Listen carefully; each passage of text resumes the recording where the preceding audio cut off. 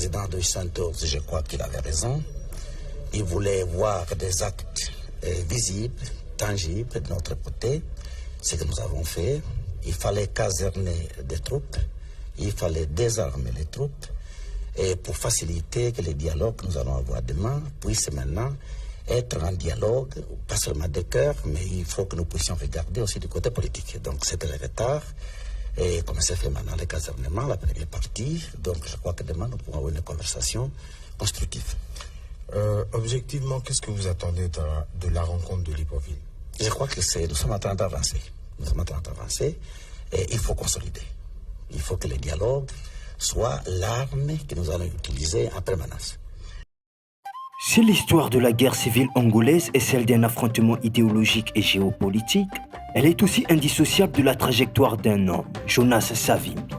Chef charismatique, stratège redouté et figure profondément controversée, Savimbi a incarné pendant près de 3 décennies la lutte de l'UNITA contre les Portugais, ainsi que contre le pouvoir du MPLA. Allié des puissances occidentales pendant la guerre froide, puis isolé de la scène internationale, il a su transformer un mouvement rebelle en une force militaire, capable de contrôler une grande partie du territoire angolais, plus de 60%. Mais derrière l'image du combattant politique se dessine une réalité plus complexe, celle d'un leader dont le parcours évolue profondément avec le temps. De figure politique initialement conciliatrice, homme de paix, un grand visionnaire, Savimbi devient progressivement un chef de guerre déterminé, exploitant les rivalités internationales et mobilisant des ressources comme les diamants pour financer son effort militaire. Il parvient à maintenir une insurrection durable malgré les accords de paix successifs. Entre ambition politique, stratégie militaire et accusation de violence massive, son parcours soulève une question essentielle. Comment un homme a-t-il pu à la fois incarner un projet politique et prolonger l'un des conflits les plus meurtriers d'Afrique? Dans cette vidéo, nous reviendrons sur l'enfance, l'ascension, les choix et l'héritage de Jonas Savimbi, pour comprendre le rôle central qu'il a joué dans l'histoire de l'Angola et les mécanismes d'une guerre qui a durablement marqué le pays, ainsi que tout le continent. Tout de suite, c'est l'histoire de Jonas Savimbi, dit Galonné, le coq noir. Jonas Malero Savimbi est né le 3 août 1934 à Munango, dans le district de Moxico, une petite localité établie le long du Benguela. Cette immense voie ferrée de 3000 km qui traverse l'Angola d'ouest en est, reliant l'Atlantique aux régions minières de l'Afrique centrale. Dès sa naissance, son destin semblait déjà lié à celui de ce pays profondément marqué par la domination coloniale et les luttes pour la dignité. Son père, Lot Savimbi, travaillait pour le chemin de fer de Benguela.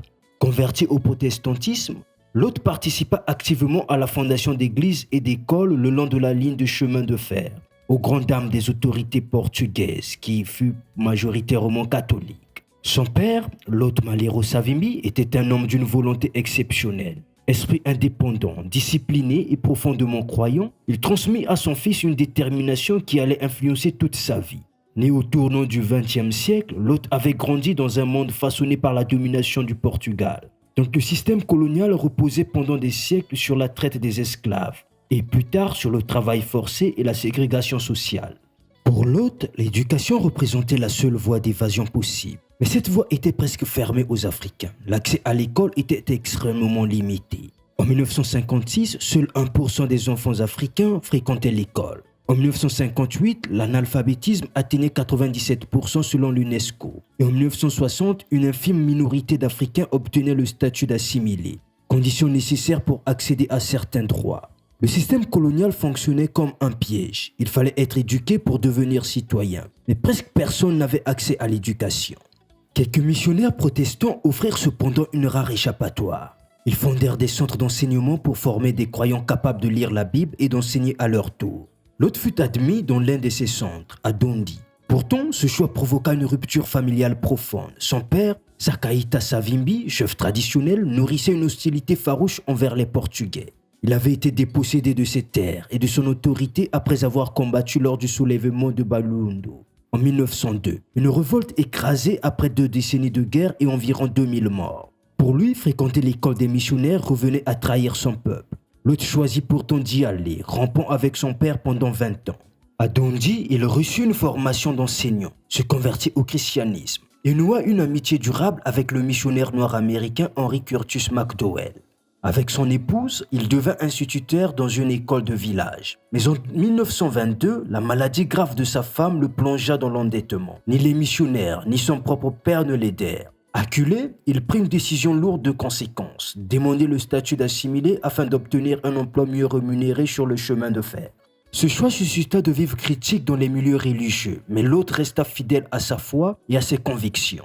Il commença modestement sur la ligne ferroviaire, gagna bien plus que comme enseignant, remboursa ses dettes et, partout où il était affecté, fonda des écoles et des églises. Travailleur rigoureux et respecté, il gravit les échelons jusqu'à devenir en 1942 le premier chef de gare noire de la ligne de Benguela. Sa famille acquit alors un prestige considérable et le jeune Jonas grandit dans un environnement où la réussite personnelle allait de pair avec le service de la communauté. L'autre se consacra surtout à la religion, persuadé que la libération politique semblait encore hors de portée. Mais il transmit à son fils les principes qui allaient marquer toute sa vie. La discipline, l'ambition de réaliser ce qui paraît impossible et le refus absolu de toute humiliation imposée par les colonisateurs. Dans ce mélange de foi, de résistance silencieuse et de mémoire des injustices passées, se forgea l'esprit du jeune Jonas, un esprit déjà tourné vers la lutte qui, un jour, changerait le destin de son pays. À 6 ans déjà, en 1940, Jonas pensait qu'il combattrait un jour les Portugais. Il se rapprocha aussi de son grand-père Sakaïta, qui conservait de vieux fusils et racontait la défaite de Bayulundo comme une conséquence du manque de poudre. Plus tard, Jonas dira qu'il se servait encore de cette leçon. On perd quand on manque de moyens. Si un jour son mouvement disposait de ressources et de soutien, il faudrait les utiliser intelligemment pour ne plus jamais manquer de poudre. Un don inestimable que Jonas Malheiro Savimbi reçut de son grand-père Sakaïta Savimbi fut la maîtrise de la forme traditionnelle de l'Ubundu, la langue des Ovi-Bundu. Savimbi utilisera son Ubundu traditionnel fluide pour rallier chefs et anciens plus tard lors des guerres. L'année de la mort de Sakaïta en 1949 est aussi celle où son père se retire de la compagnie du Benguela Railway et retourne à Kileso pour diriger la mission protestante. Jonas y étudie jusqu'en 1950, période durant laquelle les tensions avec son père commencent à s'intensifier. Bien que celui-ci ait appris à considérer les Portugais comme les oppresseurs, il insistait pour qu'ils se conforment aux règles scolaires afin d'obtenir une bonne éducation, devenir médecin et aider son peuple. Après la retraite de son père, Daniel Ikundi, ami de la famille de Jonas Malheiro Savimbi, fut pour lui une figure marquante. Dans les années 1920, Ikundi compta parmi les premiers Noirs à quitter l'intérieur de l'Angola pour étudier à Luanda. Il ouvrit ensuite en 1943 une école privée à Twimbo, près de Dundee, où il offrait souvent gratuitement une éducation aux plus démunis. Nationaliste engagé, il enseignait clandestinement l'histoire et la constitution portugaise malgré l'interdiction. Dénonça la situation coloniale auprès des Nations Unies, il s'opposa aux confiscations de terres par l'administrateur João Vaz Monteiro. Après avoir réclamé l'autodétermination de l'Angola au gouvernement portugais à Lisbonne, il fut arrêté en 1953 et emprisonné plus de 10 ans, notamment au camp de Baía dos Tigres, où il continua d'enseigner. Libéré en 1964, il ouvrit son école et reprit ses activités religieuses. Savimbi le revit en janvier 1975, après la guerre nationaliste contre le Portugal, et eut avec lui une longue conversation sur ses motivations. Mais en juillet 1977, Ikundi fut tué par le MPLA parce qu'il soutenait fermement l'UNITA. Âgé de 63 ans, il fut arrêté avec son épouse, emprisonné à Uambo, anciennement Nova Lisboa, exécuté son procès le 27 août 1977. Dans les années 1950, Savimbi poursuivit ses études au Curie Institute à Dundee. Les missionnaires y imposaient une discipline puritaine, interdiction de boire, de fumer et même de danser à l'européenne, alors que la danse traditionnelle africaine était déjà interdite aux Africains aspirant à devenir assimilés. Cette double interdiction alimenta son esprit de révolte. En 1954, puni pour avoir défié ces règles, il fut renvoyé 1 an à Kileso pour enseigner. En 1955, refusant de retourner à Dundee, il se rendit à Silvaporto pour demander son admission au lycée gouvernemental réservé aux Blancs. D'abord refusé, il fut finalement accepté par le directeur Corte-Royal, convaincu par son intelligence et encouragé par son épouse. Pour vivre, Savimbi travailla dans leur cuisine. Grâce à l'aide attentive de la femme du directeur, il réussit ses examens. Mais l'école ferma en 1956 faute de fonds. Elle rouvrit ensuite sous la direction de missionnaires catholiques. Le nouveau directeur, le prêtre brésilien Armando Cordeiro, accepta finalement de lui accorder une bourse après l'avoir fait travailler pendant 2 mois à construire un terrain de volley-ball. Savimbi se révéla un élève brillant, termina le cursus en 2 ans et développa une amitié profonde avec Cordero, qui l'encouragea à devenir médecin pour servir son peuple et lui fit comprendre que tous les Blancs n'étaient pas nécessairement des ennemis. Après ses études, il fut envoyé dans un lycée supérieur à Sada Bandera, aujourd'hui Lubango, et obtint en 1958 son diplôme secondaire portugais. En septembre de la même année, accompagné de sa mère et du missionnaire Henry Curtis McDowell avec son épouse, il prit le train jusqu'au port de Lobito pour embarquer vers le Portugal, où il devait étudier la médecine. Il avait fait ses adieux à son père Aquilisso, sans savoir qu'il ne se reverrait jamais. À bord du navire, il discuta politique avec un marin noir américain qui l'exhorta à rejoindre la lutte pour l'indépendance africaine, évoquant l'aide possible de Kwame Nkrumah au Ghana. Il lui donna aussi des livres de Marcus Garvey, qui éveillèrent chez lui un désir ardent de participer à un mouvement de libération.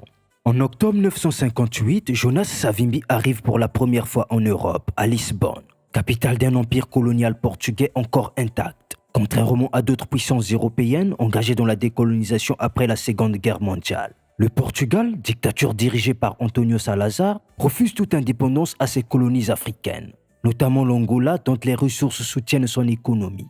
Savimbi ne se laissa pas décourager. Il commença immédiatement à chercher un moyen de combattre la domination portugaise en Angola. Et très vite, il entendit parler d'un homme nommé Agostinho Neto, qui pourrait l'aider. Neto était de loin le nationaliste noir angolais le plus prestigieux. Né en 1922 à Katete, près de Luanda, fils d'un pasteur méthodiste, il faisait partie des rares noirs à avoir obtenu son diplôme du meilleur lycée de Luanda, le Liceo Salvador et Correa. Il quitta l'Angola en 1947 grâce à une bourse américaine de missionnaires méthodistes pour étudier la médecine aux universités de Lisbonne et Coimbra. À partir de 1952, il fut incarcéré à plusieurs reprises dans des prisons portugaises en raison de son rôle d'activiste politique et de ses écrits radicaux. Savimbi entendu par d'autres étudiants des colonies portugaises que l'objectif de Neto était l'indépendance de l'Angola. Mais sa stratégie consistait à participer au Portugal au mouvement contre Salazar, croyant qu'un gouvernement démocratique à Lisbonne considérait l'indépendance.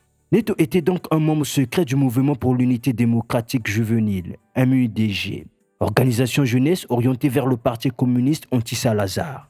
À Lisbonne, Savimbi commença à recevoir des tracts du parti communiste. Ils l'impressionnèrent car les communistes semblaient être les seuls à lutter contre la dictature. Sur les conseils de ses amis des colonies portugaises, il entra en contact avec le club maritime, ostensiblement une association de marins d'Angola, Sao Tomé et Cap-Vert, mais en réalité une cellule du parti communiste dont le président, inconnu de Savimbi à l'époque, était Agostinho Neto. Savimbi fit alors la connaissance de Neto et commença à distribuer des brochures communistes à l'université. Les dangers furent réels. En août 1958 déjà, la répression contre les dockers en grève en Guinée-Bissau fit 50 morts. Et en avril 1959, la PID, la police politique portugaise, l'interrogea à propos d'une lettre interceptée d'un camarade angolais, Arao Kunga. Savimbi refusa de coopérer avec la PID, qui voulait qu'il infite les mouvements d'opposition. Malgré les pressions et les menaces, il maintient ses études et son engagement politique. En juillet 1959, Savimbi rencontra Neto pour la première fois à Lisbonne.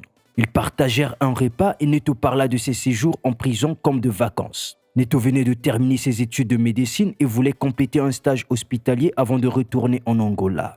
Malgré certaines divergences culturelles et régionales entre Neto et Savimbi, ce dernier fut impressionné par la détermination et la force tranquille de Neto et l'accepta comme leader. La PID continua à harceler Savimbi, l'obligeant à rédiger un discours sur le colonialisme, qu'il refusa de prononcer. L'urgence de fuir le Portugal devint vitale. Quelques jours avant son départ, Neto le conseilla de combiner études et lutte politique, mais de privilégier la lutte si un choix devait être fait. En septembre 1959, grâce à un faux passeport et à l'aide du journal Sierra Nova, Savimbi organisa son évasion de Lisbonne. Caché dans le coffre d'une voiture, il traversa l'Espagne et arriva à Hendaye, en France. Là, un contact lui proposa de poursuivre ses études à l'université Lumumba à Moscou. Mais Savimbi choisit de rester en Europe occidentale. Il se rendit à Toulouse, où des membres du Parti communiste français impliqués dans la guerre d'Algérie lui offrirent un refuge. Par principe, il ne voulait pas rester en France en raison des liens militaires de ce pays avec le Portugal via l'OTAN. Il se dirigea vers la Suisse, pays neutre, et obtint une bourse pour étudier la médecine à l'université de Fribourg, en octobre 1959. Plusieurs de ses correspondants et amis nationalistes sont arrêtés ou meurent en prison, comme Arao Kunga en 1961. Ainsi, entre 1958 et 1961, Savimbi passe d'étudiant surveillé au Portugal à exilé politique en Suisse, approfondissant à la fois ses études et son engagement dans la lutte pour l'indépendance angolaise. Au moment où Jonas Savimbi revient en Afrique, le continent connaît une vague rapide de décolonisation, marquée notamment par le discours du Premier ministre britannique Harold Macmillan, à Cape Town annonçant le vent du changement. Alors que plusieurs territoires britanniques comme Tanganyika et Ouganda avancent vers l'indépendance, les colonies portugaises comme l'Angola restent sous contrôle strict du Portugal. Lors d'une conférence à Kampala, Savimbi rencontre plusieurs figures majeures du nationalisme africain, dont Tom Mboya qui l'encourage à rejoindre l'UPA, et Jomo Kenyatta qui l'admire profondément, notamment pour son livre Facing Mount Kenya. D'autres dirigeants comme Oginga Odinga lui conseillent au contraire de rejoindre le MPLA, influencé par Mboya puis par Kenyatta qui estime que Savimbi peut restructurer un mouvement encore peu organisé. Il choisit finalement l'UPA, le mouvement de Holden Roberto.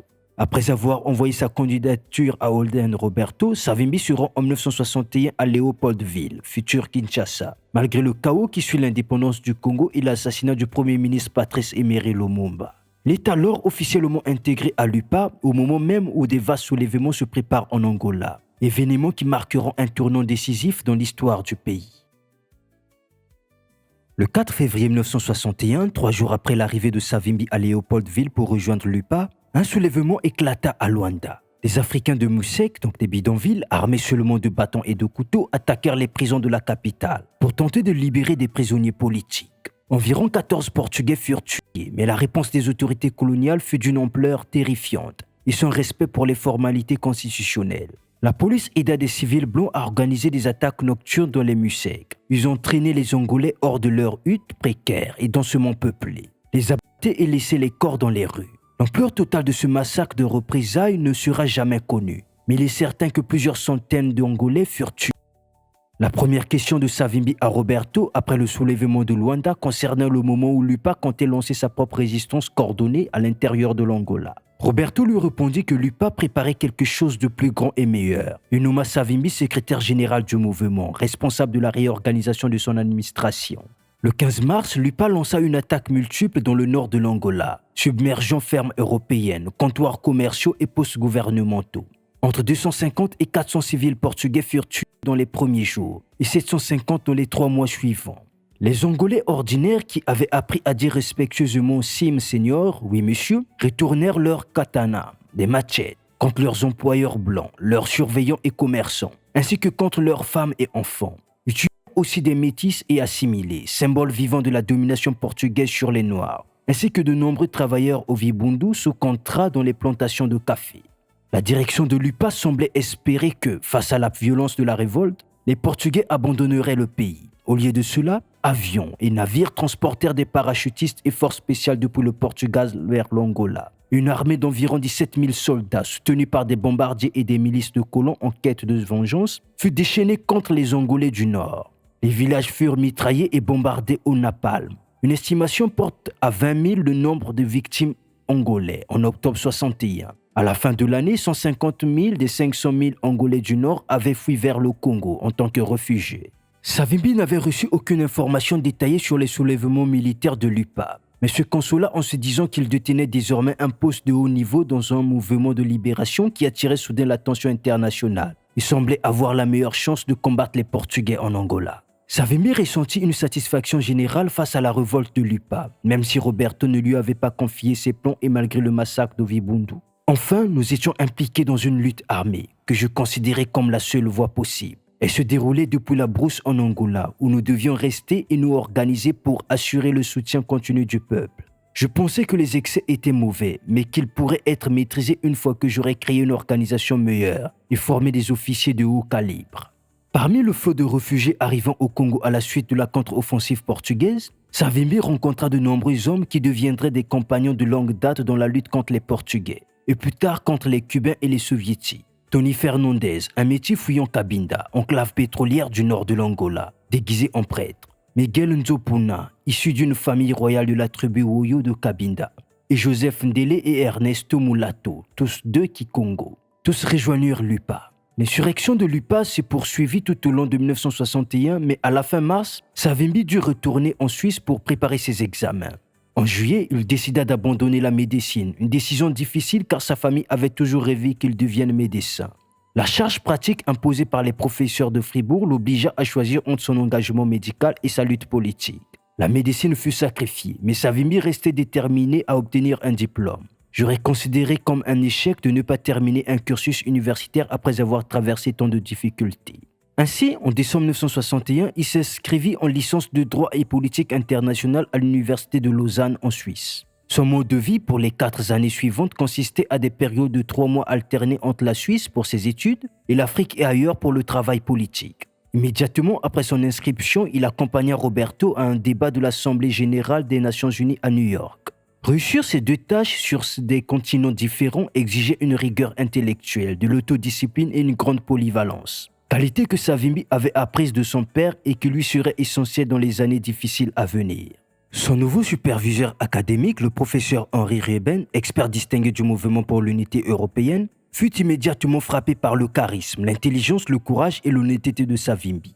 En 1984, le professeur Reben se souvient avoir pensé à la mi-1962 lorsque Savimbi lui expliqua ses nombreuses absences au cours à cause de son travail pour un mouvement de libération africaine, mais qu'il prenait ses études au sérieux. Je me suis dit, voyant combien il sait à ses premiers examens, j'ai été étonné et enthousiasmé par ses travaux. Il montrait un sens de l'analyse remarquable et une compréhension rare de la scène géopolitique.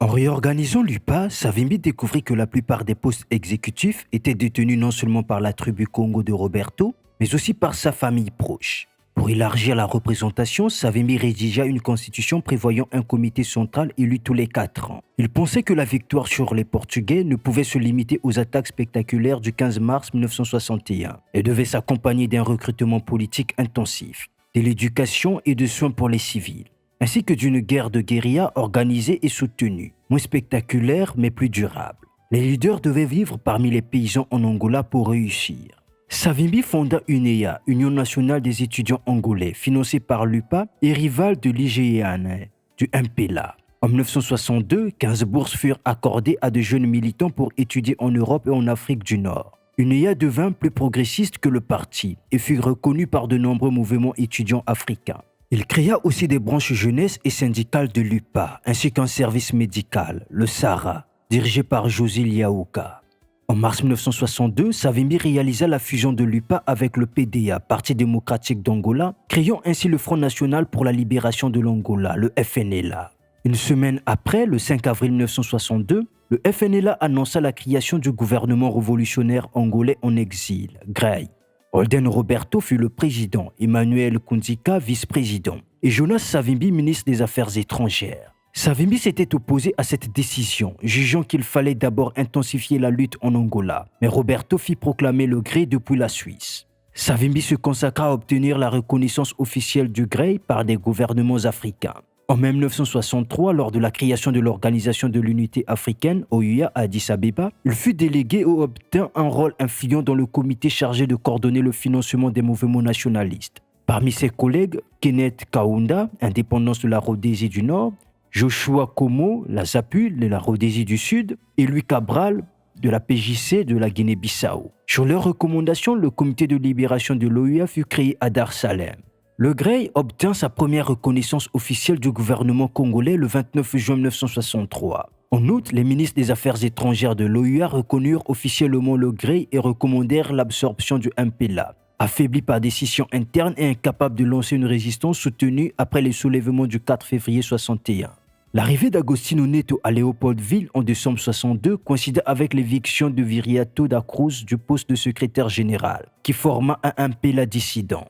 Malgré ses succès, Savimbi était préoccupé par la direction de Roberto. Les forces du FNLA GREI se fragmentaient. Roberto se laissait séduire par les symboles de statut et refusait toute formation extérieure jugée communiste. Tandis que le groupe d'opposition, dirigé par Savimbi, s'efforçait de former et d'éduquer les commandants militaires et de diversifier les alliances diplomatiques, y compris avec Ahmed Ben Bella d'Algérie et Gamal Abdel Nasser d'Égypte, ainsi que des contacts en Chine via Koliang. En janvier 1964, Che Guevara entra dans la vie de Savimbi lors d'une conférence à Dar Salem, en présence de Stokely Carmichael et de délégués africains du FNLA GREI, du MPLA, de Frélimo, de la SWAPO, de ZAPU, de ZANU, ANC, PAC, Après le discours de Che Guevara sur le rôle de la classe ouvrière comme avant-garde, Savimbi exprima son désaccord, provoquant des réactions hostiles. Mais Guevara lui demandant d'être entendu. Lors d'une réunion privée à l'ambassade de Cuba, Savimbi insista sur le rôle central des paysans angolais, soit 90% de la population, plutôt que de la classe ouvrière, et rejeta l'idée de base fixe pour les guerrilleros, préférant une présence mobile parmi les villages. Il souligna également que les mouvements africains devaient développer leur propre stratégie plutôt que d'appliquer aveuglement des modèles étrangers. Che Guevara approuva la position de Savimbi et se dit disposé à soutenir ses initiatives via Ben Bella, bien que l'Algérie bascula plus tard en faveur du MPLA. Pendant ce temps, le FNLA Grey continuait à se désagréger sous la façade gouvernementale de Roberto. Le 15 mars 1964, Savimbi était absent des célébrations à Léopoldville et en mai, il décida de quitter discrètement le mouvement pour la Suisse, afin de réfléchir à la création d'un nouveau mouvement de libération. En juillet 1964, il annonça sa démission, dénonçant le tribalisme de Roberto, l'inefficacité administrative et l'insuffisance de soutien aux guerrilleros. Il s'engagea à consacrer sa vie à la libération de l'Angola, critiquant la stagnation et les détournements du fonds de la FNLA. Après sa démission, il reçut un télégramme d'Agostinho Neto l'invitant à Brazzaville. Après le sommet de l'OEA au Caire, Savimbi se rendit directement à Brazzaville pour rencontrer Agostinho Neto. Neto lui proposa le poste de secrétaire aux affaires étrangères du MPLA, que Savimbi refusa. Il fut néanmoins bien accueilli et 185 de ses partisans furent aidés à traverser le fleuve Congo pour rejoindre Brazzaville. Parmi eux, Liaouka et José Kalundungu, chef d'état-major de l'armée FNLA Grey. Savimbi espérait rejoindre le MPLA après avoir observé ses techniques de guérilla à Dolisie, mais il fut déçu. Le MPLA ne disposait que d'une trentaine d'hommes, incapables de mobiliser réellement les habitants de Cabinda. Il retourna à Neto pour faire part de ses critiques sur l'inaction et l'alcoolisme des cadres, constatant que malgré la propagande, aucune action significative n'avait lieu sur le terrain. Même des experts occidentaux et des journalistes britanniques corroborèrent son jugement sur le MPLA et Daniel Tshipenda.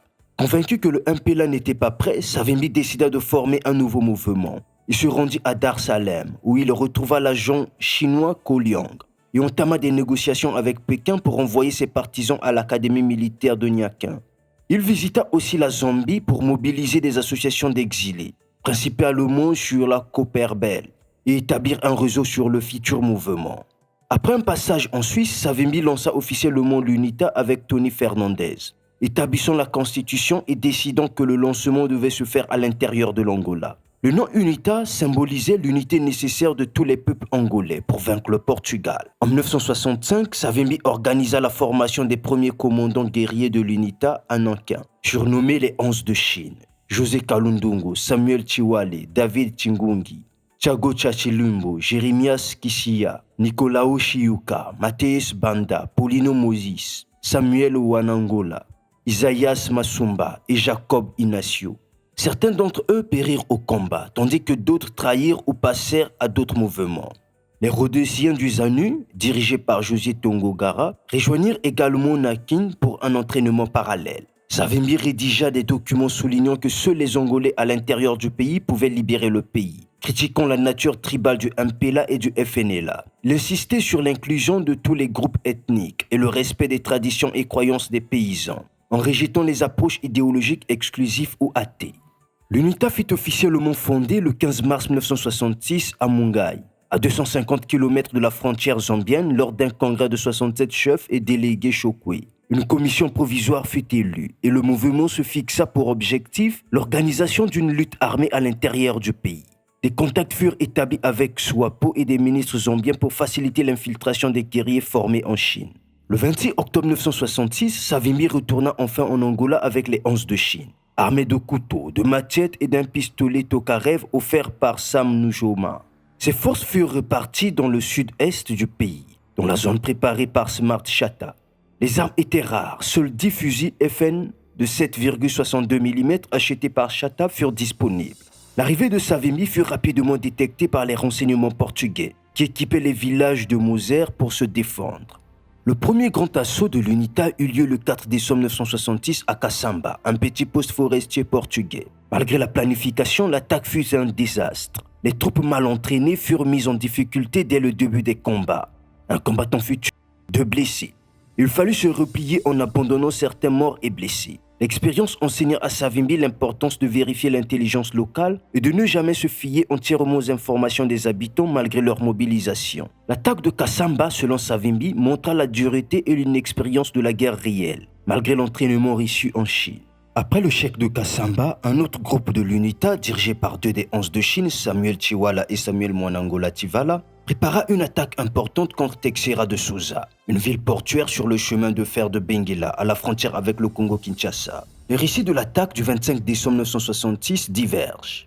Selon Savimbi, l'UNITA infligea des pertes significatives aux Portugais tout en subissant des pertes limitées. L'objectif était triple, la caserne portugaise, l'aéroport et la prison où étaient détenus des prisonniers politiques angolais.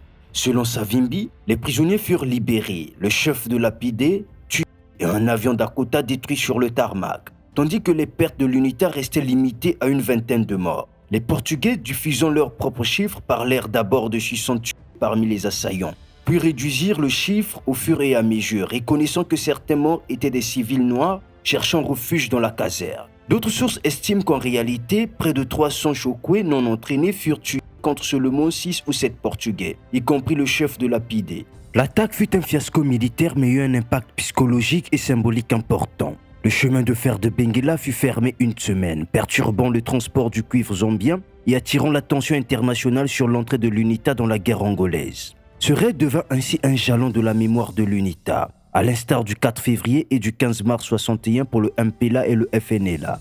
À la suite de Texeira de Souza, Savimbi adopta une règle essentielle: éviter les assauts inutiles contre des villes bien défendues. L'UNITA se concentra sur des opérations de moindre envergure, embuscade de patrouilles portugaises pour capturer des armes et sabotage du chemin de fer de Benguela. Le comité central décida que Savimbi devait quitter l'Angola pour rechercher un soutien international. Le 27 mars 67, il traversa la frontière pour entrer en Zambie. Il fut reçu par le président Kenneth Kaunda et le premier ministre Maonza Shona. Les Zambiens imposèrent 3 conditions: cesser de perturber le chemin de fer de Benguela, vital pour l'exportation du cuivre et l'importation de matériel industriel. Maintenir un bureau à Lusaka, mais sans personnel angolais exilé impliqué dans la politique zambienne. Ne pas créer de comité UNITA parmi les exilés angolais afin de ne pas interférer avec le recrutement politique du parti du pouvoir, l'UNIP. Savimbi accepta les conditions et obtint un document spécial pour voyager à l'étranger afin de chercher des soutiens.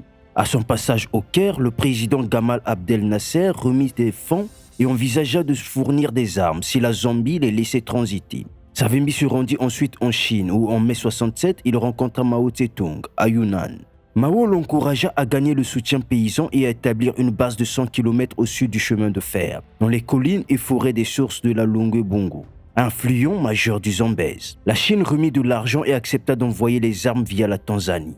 De retour à Lusaka début juillet, Savimbi trouva une situation tendue. Pendant son absence, des guerrilleros avaient dynamité 2 fois le chemin de fer, provoquant des pertes économiques majeures pour la Zambie. La direction du chemin de fer britannique, représentée par Fernando Bandera, menaça de représailles si Lusaka continuait à abriter l'UNITA. À son arrivée, Savimbi fut arrêté par les autorités zambiennes et emprisonné à Kamwala pendant 6 jours, risquant d'être remis aux Portugais. Grâce à l'intervention de Nasser, Nyerere et Oscar Kambona, il fut libéré et expulsé vers le Caire. Privés de leur chef et interdits en Zambie, les guerrilleros de l'UNITA en Angola se retrouvèrent isolés, coupés de leur communication et des approvisionnements en armes, médicaments et vêtements. Savimbi, malgré sa façade de confiance, se retrouva alors en profonde détresse face à cette crise stratégique. En 1967, Savimbi se rendit de Caire à Suisse pour parler avec Tony Fernandez. Il confia que l'UNITA semblait condamnée. Si lui-même ne pouvait retourner rapidement en Angola, l'organisation fragile risquait de se désintégrer. Fernandez proposa d'abandonner ses études pour rejoindre Savimbi en Égypte et l'aider à diriger le mouvement. Savimbi hésita, convaincu que l'avenir était sombre, mais Fernandez insista. C'est justement parce que tout est difficile qu'il faut agir ensemble. Fernandez se rendit donc au Caire avec Savimbi, puis en Tunisie, pour convaincre Nzopuna, un autre ancien soutien du FNLA, de rejoindre le mouvement. Georges Sangumba les rejoint depuis Manhattan College après avoir terminé ses études. À la fin de septembre 1967, les 4 étaient réunis en Égypte, en pleine guerre des 10 jours contre Israël. Ils fondèrent la mission externe de l'UNITA reconnue par Nasser au même titre que les autres mouvements de libération. L'une de leurs premières décisions fut d'envoyer Puna en Chine pour suivre un entraînement de guérilla à l'Académie militaire de Nakin, décembre 67. rejeta toute tentative d'endoctrinement communiste. Il assimila les enseignements de Mao sur la guerre révolutionnaire. La lutte armée doit être guidée par des objectifs politiques clairs et alignés sur des aspirations du peuple. Savimbi, Puna et les 11 de Chine étudièrent la stratégie maoïste. Gagner d'abord le soutien des campagnes et des populations rurales avant de menacer les villes. Éviter les batailles conventionnelles et les affrontements directs. Déployer dans chaque engagement des forces supérieures en nombre à celles de l'ennemi. Exploiter le facteur temps, tromper et disperser l'ennemi. Attaquer la nuit, multiplier les embuscades. Parallèlement, ils apprirent à utiliser toutes sortes d'armes, à construire des bases rurales, à planifier des sabotages et à manier explosifs contre infrastructures, bâtiments et véhicules. Pendant que Puna était en Chine, Savimbi, Fernandez et Sangumba élargirent et consolidèrent les contacts internationaux de l'UNITA. Vers la fin de 1967, Savimbi accorda une interview où il exposa sa vision politique. La défaite militaire totale des Portugais n'était pas nécessaire, mais une pression constante les obligerait à négocier. Les divisions tribales ne devraient pas empêcher l'unité nationale. Un gouvernement tribal ne pourrait pas unir le pays. L'Angola devait viser l'autosuffisance agricole, avec formation technique et campagne de lecture et d'écriture. Puna revint d'Égypte en mars 68 et le moment était venu pour Savimbi de retourner en Angola avec lui, tandis que Fernandez restait en Égypte comme représentant extérieur et Sangumba partait pour Londres. Pour brouiller les pistes, Savimbi fit un passage très visible par la Suisse avant de se rendre secrètement à Dar Salem. Puna, après un passage à Addis Abeba, rejoignit Savimbi à Dar. Et grâce à leur ancien contact de Swapo, ils traversèrent clandestinement la Tanzanie et entrèrent en Zambie, à un point frontalier isolé. À cette époque, le MPLA, après un échec à Cabinda, développait un front dans l'est de l'Angola avec des bases en Zambie, près de Kalombo. Malgré le soutien officiel à MPLA, de nombreux sympathisants de l'UNITA existaient encore parmi les exilés angolais en Zambie. Savimbi et Puna progressèrent à pied à travers des foyers d'exilés, rencontrant Smart Chatta pour assurer la liaison entre l'Angola et les représentants de l'UNITA à l'étranger. Le 28 juillet 68, Savimbi, accompagné de Puna, posa à nouveau le pied sur le sol angolais, 1 an et 4 mois après son départ précédent.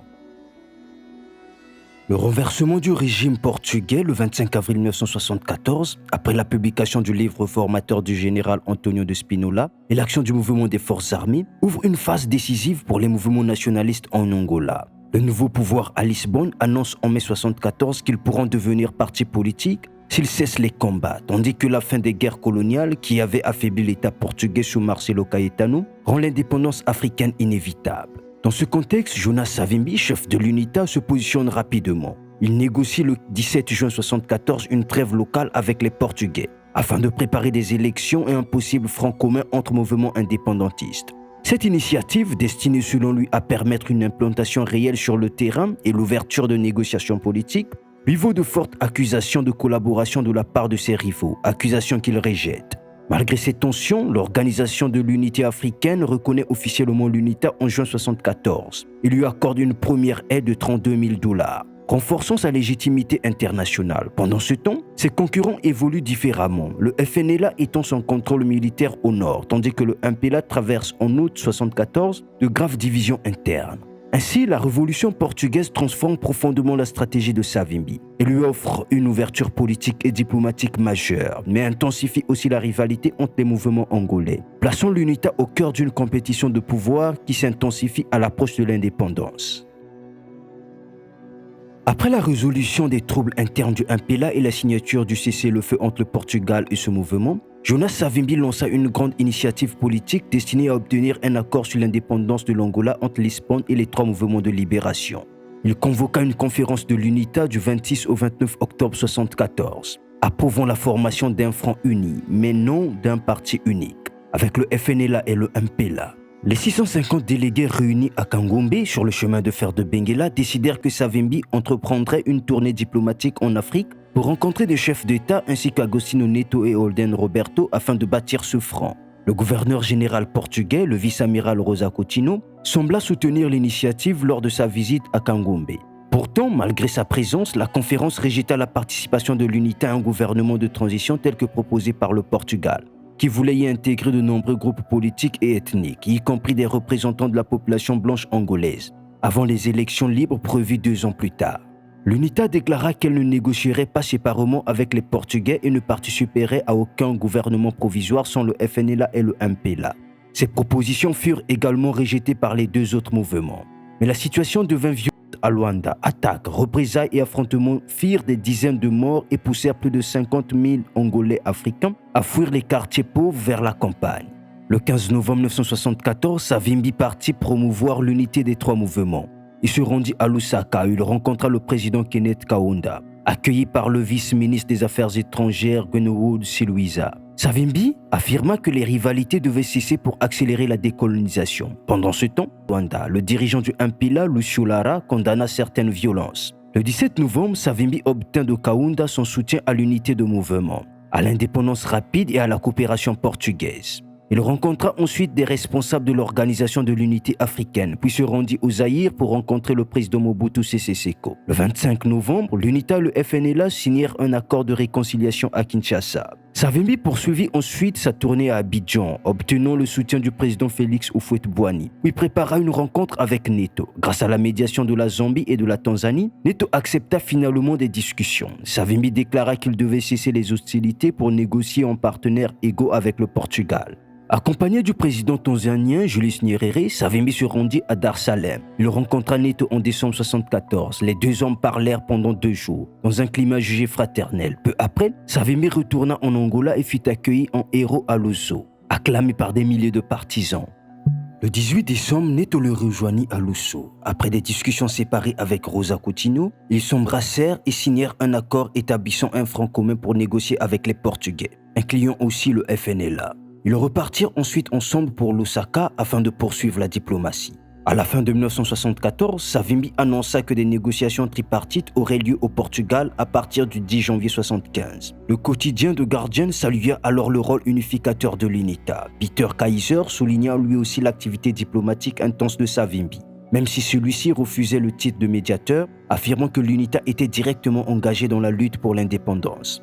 Restait à réconcilier FNLA et MPLA. Les trois dirigeants se retrouvèrent finalement à Mombasa sous la présidence de Jomo Kenyatta. Du 3 au 5 janvier 1975, ils signèrent un accord trilatéral reconnaissant leurs droits égaux et acceptant une période de transition avant l'indépendance. Le 15 janvier 1975, un accord fixa la date de l'indépendance au 11 novembre 1975. Après des élections pour une assemblée constituante, un gouvernement de transition fut prévu, partagé entre les trois mouvements et le Portugal, ainsi qu'une armée commune regroupant les forces. Lorsque ce gouvernement fut installé à Luanda le 31 janvier 1975, l'enthousiasme fut immense. L'indépendance et l'unité semblaient proches dans une future démocratie multipartite. En juin 1974, 2 mois avant que le Portugal n'annonce son intention d'accorder l'indépendance à l'Angola, des armes et des instructeurs chinois commencèrent à arriver au Zaïre. La Chine semblait convaincue d'avoir choisi le camp gagnant. Lorsque le dernier groupe de ses 120 instructeurs arriva en août, avec 450 tonnes d'armes, fusils AK-47, lance-roquettes et mortiers, le MPLA était plongé dans une violente lutte interne de direction et se trouvait militairement affaibli.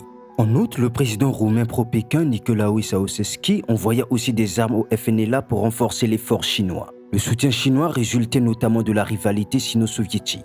L'Union soviétique soutenait traditionnellement le MPLA. Pékin se tourna donc vers le FNLA malgré l'anticommunisme déclaré de son chef. L'initiative chinoise venait du président Julius Nyerere de Tanzanie, déçu par les luttes internes meurtrières du MPLA et par le fondement de son effort de guerre qui avait permis aux Portugais de transférer des troupes vers le Mozambique. Mais avec l'indépendance annoncée, le FNLA renforcé par la Chine, il était improbable que Moscou reste à l'écart. Dès fin août 1974, l'URSS reprit ses livraisons d'armes au MPLA pour environ 6 millions de dollars en 4 mois. Les premières cargaisons transitèrent par Dar es Salaam puis par le Congo-Brazzaville, avant d'être acheminées vers le nord de l'Angola par petits navires et avions légers. Ayant consolidé son pouvoir au MPLA, Agostinho Neto s'engagea rapidement dans la course à l'indépendance. Après avoir retrouvé le soutien soviétique et signé un cessez-le-feu avec les Portugais, il ouvrit début novembre un bureau du MPLA à Luanda, bastion traditionnel du mouvement, 1 mois après l'installation du FNLA dans la capitale. Il bénéficiait aussi de l'appui du gouverneur général portugais Rosa Coutinho, surnommé l'Amiral Rouge, qui fermait les yeux sur les livraisons d'armes soviétiques. Les affrontements limités entre partisans du FNLA et du MPLA éclatèrent dès novembre à Luanda, annonçant des violences plus graves. Pourtant, beaucoup restaient indécis, comme en témoignait un manifestant portant un manteau affichant les noms des 3 mouvements. En décembre 1974, alors que Neto et Jonas Savimbi se réconciliaient publiquement, un grand groupe d'officiers du MPLA fut envoyé en Union soviétique pour une formation militaire intensive. Selon le diplomate américain William Schoffel, les livraisons d'armes soviétiques continuèrent jusqu'aux négociations d'indépendance de janvier 1975, qui aboutirent à l'accord d'Alvor. Contrairement aux déclarations officielles, dès juillet 1974, la CIA avait commencé à financer le FNLA, sans informer le National Security Council. En outre, le Parti communiste de l'Union soviétique déclara que le MPLA représentait le peuple angolais. Peu après, le gouvernement américain accorda secrètement $300 000 au FNLA, tout en refusant $100 000 à l'UNITA, contribuant ainsi à l'escalade internationale. L'installation du gouvernement de transition le 31 janvier 1975 marqua l'apogée de l'effort portugais pour conduire l'Angola vers l'indépendance et la démocratie. Ensuite, tout se dégrada. Aucun des trois dirigeants, Savimbi, Neto ou Roberto, n'accepta de participer au gouvernement, préférant consolider ses forces avant les élections. L'accord d'Alvor exigeait que chaque mouvement fournisse 8000 combattants à l'armée nationale intégrée. Mais ni l'UNITA ni le MPLA n'en avaient autant. Savimbi reconnaissait disposer d'environ 1500 guerrilleros entraînés. Il demanda donc de l'aide extérieure. Nyerere accepta 120 soldats de l'UNITA en formation en Tanzanie et fournit des armes. Le président Marien Ngouabi du Congo-Brazzaville donna aussi des armes tout en soutenant simultanément d'autres factions, donc le FLEC. Parallèlement, la CIA renforçait la confiance du chef du FNLA, Holden Roberto, tandis que les services soviétiques surveillaient les engagements américains. La violence monta rapidement, le FNLA étendit son influence à Luanda, acheta des médias et fit entraîner des troupes depuis le Zaïre. En mars 1975, il attaqua des positions du MPLA et un camp d'entraînement à Gaxito, tuant plus de 50 recrues. Des représailles sanglantes transformèrent Luanda en ville de terreur. On estimait qu'en juin 1975, plus de 5000 personnes avaient été tuées. L'URSS intensifiait encore des livraisons d'armes, désormais lourdes, acheminées par mer et par avion. Le haut-commissaire portugais Antonio Silva d'Arcoso tenta sans succès de les bloquer. D'autres dirigeants africains s'inquiétèrent, notamment le président Kenneth Kaunda de Zambie. Lors d'une visite à Washington, il alerta le président Gerald Ford et Henry Kissinger sur l'implication soviétique. Mais les États-Unis, absorbés par la chute imminente du Vietnam du Sud, réagirent peu. Pendant que la course aux armements s'intensifiait, la lutte politique continuait. Neto revint à Luanda le 4 février 1975. Savimbi y fit sa première visite le 25 avril, malgré la mort la veille de son fils de 4 ans. Ngongoyavo, soigné par la missionnaire canadienne Betty Bridman à l'hôpital de mission de Tisamba, où était mort auparavant son père, Lord Savimbi. Savimbi fut accueilli triomphalement dans la capitale, mais peu après, de violents combats FNLA-MPLA furent plus de 700 morts. La peur d'une guerre civile totale grandit et les évacuations de civils commencèrent. Savimbi dénonça l'absence de progrès du gouvernement de transition et avertit que l'Angola risquait de devenir un terrain d'affrontement entre superpuissances. Citant un proverbe du président Jomo Kenyatta, « Quand deux éléphants se battent, l'herbe est écrasée ». Les massacres se multiplièrent. En juin 1975, des troupes du MPLA tuèrent des recrues de l'UNITA lors du massacre de Pikapo. En juillet, des milliers de partisans de l'UNITA quittèrent Luanda. Leur convoi fut attaqué près de Dundo, faisant de nombreuses victimes. Les combats s'étendirent. Le FNLA lança une offensive vers la capitale. Le MPLA consolida ses bastions. Des civils portugais fuirent massivement. L'organisation de l'unité africaine, réunie à Kampala sous la présidence d'Idi Amin, appela un cessez-le-feu, sans succès. Fin juillet, le MPLA attaqua des positions de l'UNITA à Lokossé. Savimbi fit appel à une médiation africaine. Mais le 4 août 1975, après une attaque du MPLA contre ses positions à Silva Porto, l'UNITA entra officiellement en guerre. Dès lors, toute perspective de solution pacifique disparut. Comme le déclara le dirigeant de l'UNITA Jeremias Chitunda à Lusaka, l'Angola était entré dans une phase de guerre totale. L'espoir d'une transition pacifique vers l'indépendance avait définitivement disparu. Alors que la guerre civile s'intensifie en août et septembre 1975, l'UNITA contrôle la partie centrale du chemin de fer de Benguela, tandis que le MPLA domine les extrémités est et ouest. Cette division paralyse les exportations de cuivre de la Zambie, fortement dépendante de cette ligne ferroviaire. Malgré les pressions, Savimbi refuse toute exploitation conjointe du rail avec des gardes armés des deux camps. Début octobre 1975, une accalmie trompeuse s'installe. Le haut-commissaire portugais Antonio Silva Cardoso quitte ses fonctions, remplacé par Leonel Cardoso. Entre le 25 septembre et le 12 octobre, près de 1000 soldats cubains arrivent via le Congo-Brazzaville pour soutenir le MPLA. Le 26 octobre 1975, l'UNITA annonce la prise du Stade da Bandeira. Le 30 octobre, Savimbi déclare aussi contrôler le port de Mocamedes, troisième port du pays, ce qui lui donne un accès stratégique à la mer. Il affirme disposer de 5000 hommes et 55 véhicules blindés avançant vers Lobito. Début novembre, l'UNITA contrôle la majeure partie du chemin de fer de Benguela. Le 4 novembre 1975, Savimbi annonce l'imminence de la chute de Lobito, puis le 5 novembre confirme sa prise. L'UNITA progresse aussi vers l'est et le nord, assiégeant plusieurs villes clés. Malgré ses succès militaires, Savimbi avertit que la guerre pourrait devenir plus grave que la guerre civile du Congo si aucune solution politique n'est trouvée. Le 10 novembre 1975, à la veille de l'indépendance, les Portugais mettent fin à près de 5 siècles de domination coloniale. À Luanda, Leonel Cardoso remet officiellement la souveraineté au peuple angolais, puis quitte le pays avec la flotte portugaise. Le retrait est largement considéré comme un abandon total, laissant les mouvements armés s'affronter. Le même jour, Agostinho Neto proclame la République populaire d'Angola et devient son premier président. Plusieurs États africains ainsi que l'Union soviétique reconnaissent son gouvernement. Mais militairement, la situation reste critique. Le FNLA approche de Luanda, il est à 20 km. L'UNITA avance le long de la côte et à l'intérieur du pays. Plusieurs villes et voies stratégiques sont assiégées.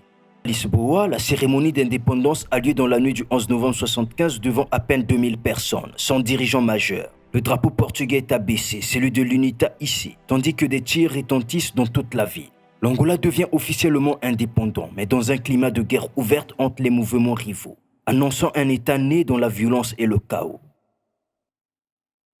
Je crois que dans la guerre où il n'y a pas un gouvernement solide, où il y a la guerre civile, tout le monde est vraiment aisé à pêcher dans ces eaux troublées. S'il y avait un gouvernement stable, je ne pense pas qu'on pourrait discuter aujourd'hui ici de la présence sud-africaine. Mais comme en Angola, il y a une situation instable, une situation de guerre, tout le monde spécule sur la présence sud-africaine dans notre pays. We think also in this short message that the Western countries should think about our battle, because the battle we are fighting here is not only the battle for Angolans and the battle for the southern countries, southern Africa, but also for the Western countries. Because we think that if the Russians, they take over Africa, they will control the source of minerals and they will control the roots of oil like the Cape. This is why we feel very much that this time the Western countries should identify themselves with our struggle so that we can meet the Russians where they should meet. It is here in Angola. The morale of the Cubans is very low, and if we succeeded to do what we have done with very little resources and with little means, we think that if we could benefit from the Western countries, their moral and material support, we could just do much more, and we could finish our battle much quicker than we expect to do.